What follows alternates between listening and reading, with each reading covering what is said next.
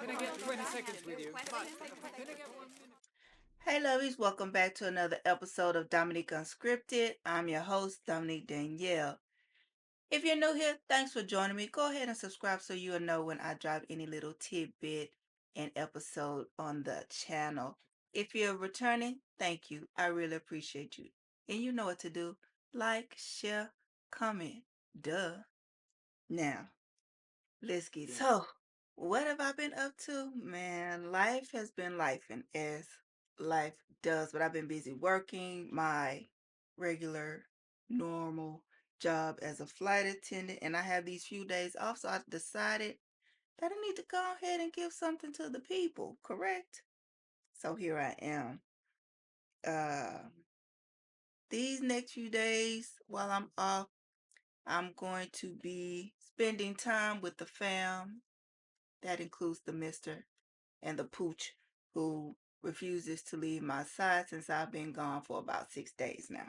From the time of my last episode, it's been a few weeks, right? We've celebrated Halloween.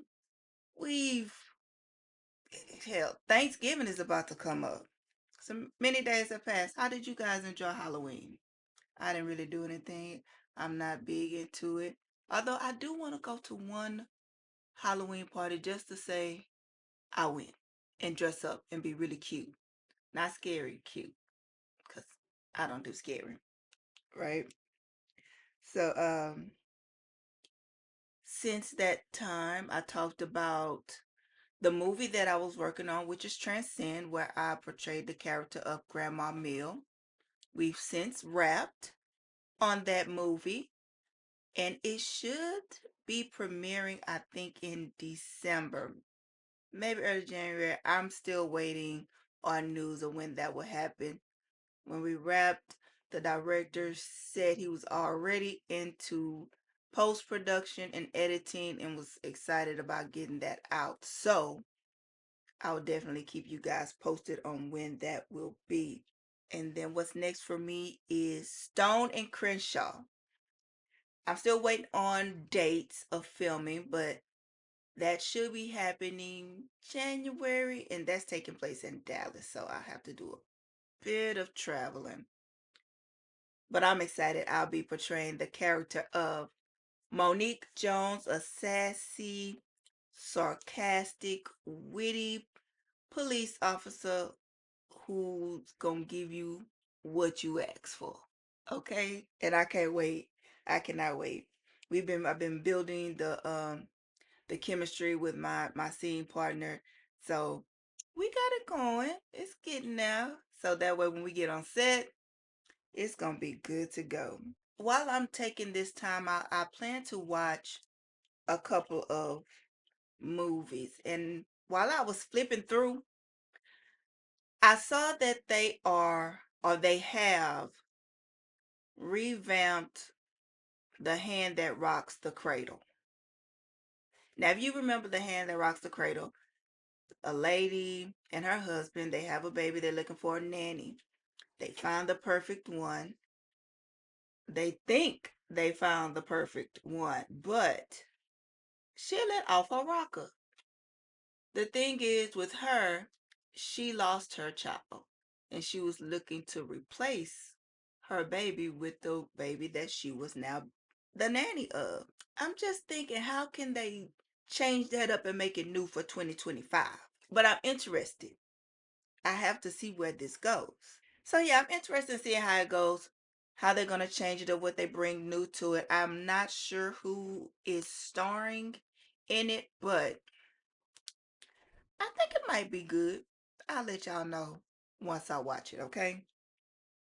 Also, The Children of Blood and Bone. If you watch one of my Reading Nook segments, I did a book haul. And in that book haul, I picked up the book The Children of Blood and Bone by Tomi Adeyemi. No, I have not started reading yet. It's a very thick book, okay? But word on the street is that this book is now going to be turned into a movie. And the way it's looking, the cast is going to be fire. Some heavy hitters that will be in the movie. It's directed by Gina Prince-Bythewood, and she co-wrote the screenplay with Tomi. And here's some of the cast, just a few. Damson Idris, who will portray Prince Anan, and you probably recognize him from Snowfall. Viola Davis, come on. The Help, Woman King, How to Get Away with Murder. So many projects that she's worked on, and she is fabulous. One day I plan to work with her. Whether she is directing me or I'm starring alongside her, it's gonna happen. I'm just putting it out there. Manifesting. They say that's what you need to do. So I'm manifesting that thing. You get me? I knew you would. And then who else you have? Amanda Steinberg, and she will play Princess Amari. Oh, I'm sorry. Viola Davis will play Mama Agba. Y'all, these are names I have never heard of before. So if I'm butchering them, I do apologize. Okay. And then Amanda Steinberg, she will play Princess Amari, and you will recognize her from the Hate You Give. And of course, she was Rue in Hunger Games. We love little Rue in Hunger Games. Then you have Regina King. Oh, I didn't write down who she would portray in the movie. But Regina King, you know her, Boys in the Hood, This Christmas. She did the voiceover work in The Boondocks and so many other things. She is a powerhouse. I'm gonna be working with her too. Look, you got to put these things out there, and I'm determined. Okay, and then Idris Elba. Come on, you know Idris. Daddy's little girl, Luther, and I believe it was Beast, where him and his daughters were trapped in a truck, a little Jeep, while the deranged lion was after them. Right. So I'm looking forward to seeing this movie, and it's slated to be released in January of 2027. So I think I have time to read the book before the movie comes out, because the book is always a little bit better than the movie, and I want to be able to compare them and see what they took out, how they changed it, everything like that.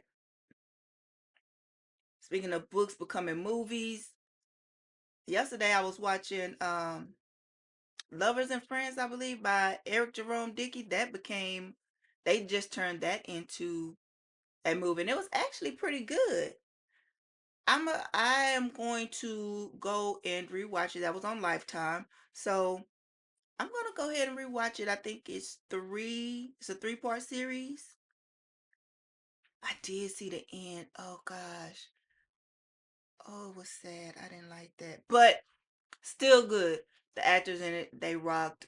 Um, Natari Naughton was starring in this role as the lead female character, and she did an amazing job. And since we're talking about books, y'all, since last we were together, I have read 7 books. 7 books, and I'm gonna give you the tea on those 7 books. First, I'm gonna list them out for you. They are Fallen Roses and Fallen Roses 2, Bloodlines of Ash. That is by Rashad. I found him on TikTok. And then there's Lights Out by Nevessa Allen. That was a spontaneous splurge buy while I was out with the family. Then there's Sia by Eden O'Neill. Also found her on TikTok. Then there is Beneath His Stetson and the Last Stream by C.M. Campbell. Found out about her during Bray Weekend. That is the Black Readers Appreciation event. That's when I found out about Miss C.M. Campbell. She did not let me down. And then the last book that I read, Heart of a Goon by Jaquel J. For those of you in the Jaquel J universe, you already know what it is. So, going back to Fallen Roses 1 and 2. First of all, beautiful books about a vampire. He's a centuries old vampire, and he finally finds his place. It's not really a lot of spice in this book. There's history, there's going back to Egypt and where it all began, but without it not being too much information and overpowering, and that it just drags the book down and makes it, boring or too much that you can't read it. It's just enough to give you how it started, a little history behind it. You know what I'm saying? So I like that. Now, book 2 gives you a little bit more spice. The male FMC, female FMC, female male main character and the male main character of these books give us a little bit more. The ending I was not ready for, and there will be a book 3 that I'm waiting for.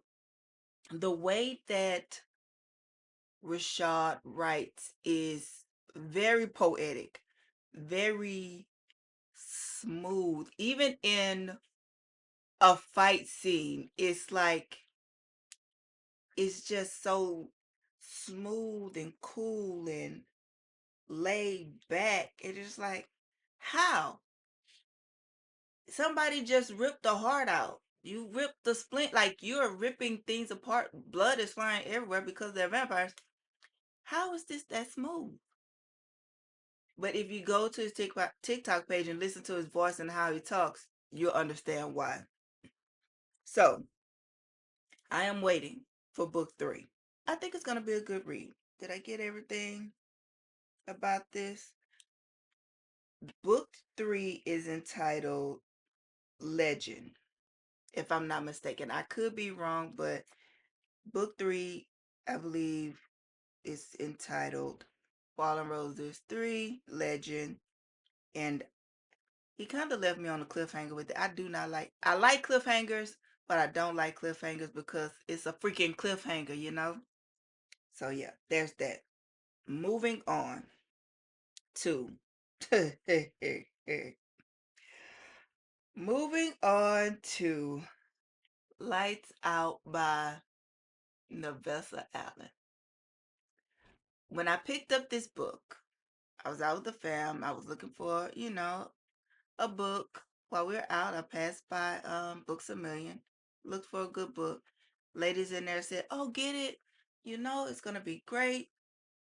Um, it's got some kinks in it. If you can handle that, you'll be good." When you open this page, when you open the book, it's so pretty. The pages, and then you get to the first, it's a list of trigger warnings, all kinds of things that may trigger you.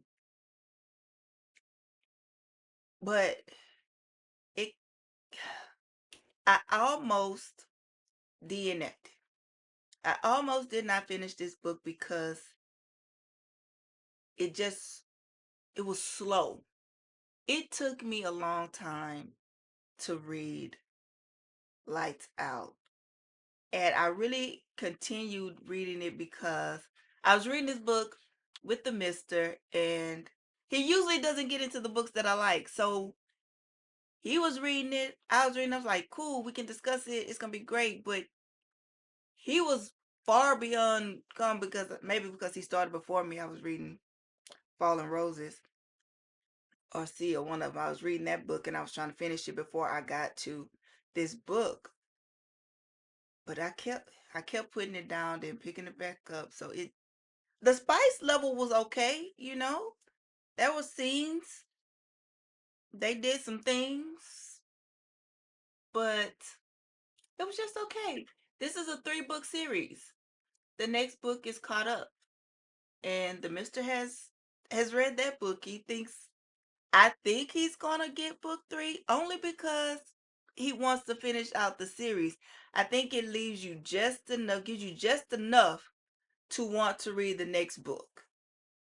I have not read Caught Up. I don't know that I will because the first one was just so slow for me. So that's my take on Lights Out by Nevessa Allen. If you liked it, every book is not for everybody, and that's fine. Just it's just not for me. Okay. And then we have Sia by Eden O'Neill. This book is a retelling of Anastasia. It's an age gap story, a bit of a dark romance, mafia story, if you will. I do love a good mafia book. It was real well written. It kept me interested, and it touches on Sia's memory loss and the way it comes together. The main male character is part of why she can't remember, why she's lost her memory. Is crazy. It get I really enjoyed this book. There's killing, there is love. The male main character, his daughter, even she doesn't mind that her best friend is with her dad because she believes he needs someone. So it's a really cute story. Loved it. Go ahead and read it. Do it. Moving on. These 2 books are a part of the Naughty November or Nasty November. However you want to say it. I feel like depends on how you say it. If you say naughty or nasty, you have to say them 2 different ways. Naughty just seems like it's more proper. You have to be, because you're being naughty. And then if you use nasty, then you got to be like nasty. Get gritty. Anyway, moving on. Beneath his Stetson is a black cowboy romance, and on the spice level, I give it about a 5.5, 6.5. So, but it's a really cute story. And y'all know I love me a good cowboy book. And they're both by Sam Parker. The Last Stream, though. Cairo, Big Ro is what they call him. That's my guy. He came out talking and manifesting what he wanted, which was our female lead. God dog, what is her name? Can't remember her name right now, but I do remember Cairo. When he gets out of jail, because he did some time, but he did time defending her. I already talked about this on my TikTok live with the author herself. So we've discussed this, and he walks in on her doing a live stream on her channel, which she's doing a few things on her channel, but this is how she's been paying the bills and making ends meet. Yes, he sends her some funds because he's been doing some things while he's locked up, getting things in order, moving things around, stacking his paper, learning how to invest and trade and do all those things while he was locked up with his brothers on the outside. So they made that work. So when he got out, he basically told her, "What you doing now? That was the last one. I'm here. You don't have to do this by yourself. Put some weight on me. I can carry it. I can hold it. I'm here for you. You don't have to do it alone." And I like it was the part when she finally surrendered and said, "You." Is a part in the book where she just said, "You know what? I'm going to trust him to be and do what he said that he's going to do for me. And I loved it. This was a little bit more spicier. I'm going to give this about an 8.5, 9 on my spicy meter because Cairo wasn't playing with her. Nope. And we loved that. She has some other books that we will be discussing. I asked her and she did agree to come on the podcast and talk all things bookish. So be looking out for that. All right. Yes, y'all. Y'all already know if you are in the book world, if you are in the Jacquel J universe, you already know what it is. Heart of a Goon. I've been waiting for this book. And I should have known better. I should have waited to read it. I should have waited to read, but I've been waiting for it. And I'm not going to go into too much detail because I know a lot of people are just now reading and getting into it, but she ain't have to do us like that. She ain't have to leave us on a cliffhanger like that. That last scene with my girl Stevie and Menace, that's what I'm giving you about that. But I do love the story and how she built it up and gave us the backstory of Goon and how he became the man that he is. And we learned about Zoya. Cora's her sister Zoya, and how she became and how that family, the Caselli family, pretty much came and all the way that they are. They lost their parents at a really young age. The older brother Menace pretty much took over and made sure their family never wanted for anything ever again. And because of that, he didn't know how to show them that love. So they're all kind of emotionally closed off and damaged in a way, but they all really want love and somebody to call their own. So it's interesting and it's a beautiful story to see how those two come together. They give me some spice. You might want to slap Zoya upside the head a couple of times, but she gets it together. This one on the spice meter, because Jacquel J gonna give you some spice. I'm gonna give it about an 8.5, 9. She's up there too, because she gonna give you the spice. Okay? So those are my book reads. Those 7 books, and I am going to start with my next book, which will be Union City Kings by E. Bowser. And this is a branch off of Product of the Streets, which is a 5-book series, which I absolutely love. Okay?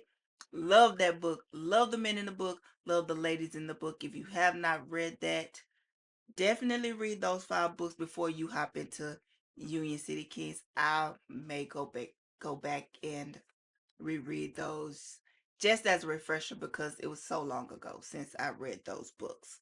All right. And like always, I'm going to leave you with my scent of the day. And this time I have 2. They are from the Lattafa House, the Lattafa Pride Collection, King of Arabia and Queen of Arabia.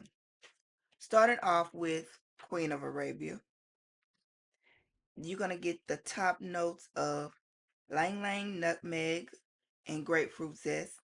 Those middle notes of asmine, rose, and white florals, coming in with the base notes of vanilla, amber, and soft woods. It's a beautiful fragrance. And then we're going to go over to the King of Arabia and get those notes of the top notes of bergamot and raspberry. Those middle notes of cedarwood, osmanthus, I may have butchered that word, and orris. Base notes of leather, vanilla, and patchouli. Great fragrances. So give you a little bit about those fragrances, tell you how they last in performance and all those things. So I'm starting here with the Queen of Arabia. First of all, let's talk presentation. Does this not give off royalty? Correct? Yes. This scent is everything you think a queen should be: royal, elegance, luxurious, all things feminine. When you wear this, you're gonna feel bold and confident. I know I do. This scent, I was in the store and I picked this up, and the first time I was like, oh, I like it. Then I smelled it again. I was like, nah. But it's the dry down for me. The top, when you spray it, it's great. Atomizer, awesome. But that dry down, baby, this fragrance is all things feminine. You will feel like the queen you are when you wear this. This is probably one of my, I think this is at the top of the list of my favorite fragrances. Whether it's a fall, summer, spring, winter fragrance, I don't care. It's definitely date night worthy. When you just want to feel soft and feminine, you're going to spray this. You're going to wear this and you're going to get all those feels, okay? Great fragrance. Will not let you down. When you see this, if you see the picture, it comes in a set and you get 4 sample fragrances with it in both sets. Let me slow down. In both sets, even in the King of Arabia, you'll get 4 sample fragrances as well, or travel fragrances. And no, they're not all Queen of Arabia. I'll list those samples in the caption down below. Queen of Arabia here. Moving on to, before I do that, performance. The performance on this, I'm going to say it's long lasting. Long lasting. If you want a refresher to make it really pop, you can reapply. You don't necessarily have to, but you're going to get good wear out of this. You're going to get good wear. So you don't want to overdo it too much. So keep that in mind. Now, King of Arabia. What can I say? This is a bold, captivating scent. It is definitely an attention getter, and performance wise, this lasts. Baby, this lasts for days. This can last even after washing your clothes. That's how strong it is. So a little goes a long way, but baby, it is amazing. Again, they know how to do an atomizer. It doesn't take much. It gives a little spicy. That you get that leather. It's the dry down. That it's always the dry down and the patchouli that really top it off for me. I asked the mister how he feels and what he thinks about it when he's wearing this. He says he feels royal. He feels like a man's man. And I can't disagree. I cannot disagree with him on that. And when you get this set, it like I said, it will also come with 4 samples in the case, and I'll also put what those samples are in the caption below. So yeah, those are my scents for the day. King and Queen of Arabia. Let's see if I can see that. Aren't they cute? Right. So thank y'all for joining me. I appreciate you.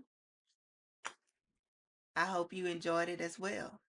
Until next time, toodaloo. Can I get 20 seconds with you? Can I get 1 minute?